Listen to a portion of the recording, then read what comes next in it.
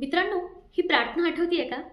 जिच्यामुळे आपल्या प्रत्येकाच्या सकाळच्या शाळेची सुरुवात व्हायची आणि आयुष्याला संस्कार दिले जायचे.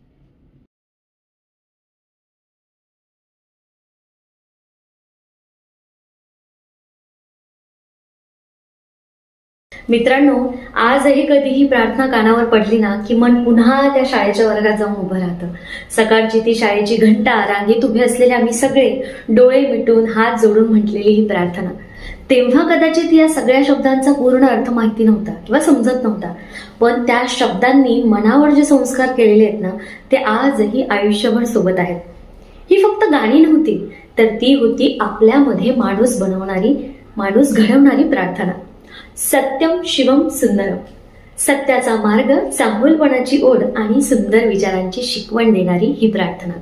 आज आपण मोठे झालोय, आयुष्यात खूप पुढे आलोय, पण जेव्हा जेव्हा ही प्रार्थना आठवते ना, तेव्हा पुन्हा एकदा मन लहानपणीच्या त्या निरागस दिवसांमध्ये हरवून जातं. कारण शाळेत शिकवलेले धडे कदाचित विसरले जातील, पण संस्कार शिकवणारी प्रार्थना कधीच विसरली जात नाही. तुम्हाला काय वाटतंय? तुमच्या शाळेमध्ये कोणती प्रार्थना होती जी तुम्ही म्हणायचात, जी आजही तुमच्या सगळ्या आठवणी ताज्या करून जातात? नक्की कमेंट करा.